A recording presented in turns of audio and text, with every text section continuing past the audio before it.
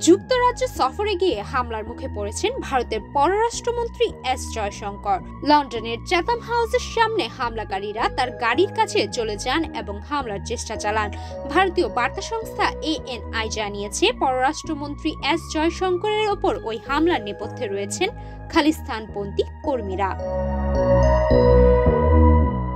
খালিস্তানপন্থীরা পতাকা নিয়ে জড়ো হয়েছিলেন অদূর রাস্তার ওপর। পুলিশের সামনেই সেখানে তারা ভারত বিরোধী নানা স্লোগান দেয়। জয়শঙ্কর কর্মসূচি শেষে বের হওয়ার সময় বিক্ষোভকারীদের ভিড় থেকে এক ব্যক্তি হঠাৎই ছুটে তার গাড়ির সামনে পৌঁছে যান। এরপর কনভয়ের সামনেই ভারতের জাতীয় পতাকা ছিঁড়ে ফেলেন। এ সময় আরো কয়েকজন খালিস্তানপন্থী কর্মী ভারতীয় পররাষ্ট্রমন্ত্রীর কনভয়ের কাছে এসে স্লোগান দিতে শুরু করেন।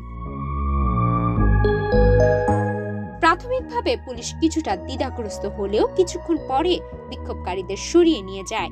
নিরাপত্তা বিশেষজ্ঞদের কেউ কেউ মনে করছেন, এই ঘটনায় জয়শঙ্করের নিরাপত্তার ক্ষেত্রে বিপজ্জনক গাফিলতি স্পষ্ট রয়েছে। এই হামলার নেপথ্যে খালিস্তানপন্থী নেতা গুরপতবন্ত সিং পান্নুনের সংগঠন শিখ ফর জাস্টিস বা SFJ রয়েছে বলে প্রাথমিকভাবে ধারণা করা হচ্ছে।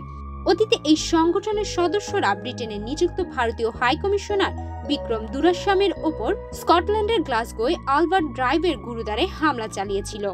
এছাড়া লন্ডনের ভারতীয় হাইকমিশনের সামনে বিক্ষোভ প্রদর্শন ও হামলার চেষ্টারও অভিযোগ রয়েছে SFJ এর বিরুদ্ধে।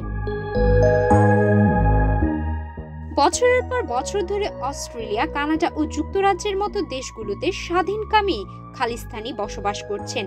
ভারতের প্রধানমন্ত্রী মোদি ব্যক্তিগতভাবে এই বিষয়টি নিয়ে সংশ্লিষ্ট দেশের রাষ্ট্রপ্রধানের সঙ্গে আলোচনা করলেও তেমন কোনো সাড়া পাননি। এর আগে লন্ডনে জাতীয় হাই কমিশনে হামলা করা হয়েছিল। কানাডাতেও ভারতীয় হাই কমিশনের বাইরে বিক্ষোভ প্রদর্শন করতে দেখা গেছে খালিস্তানিদের।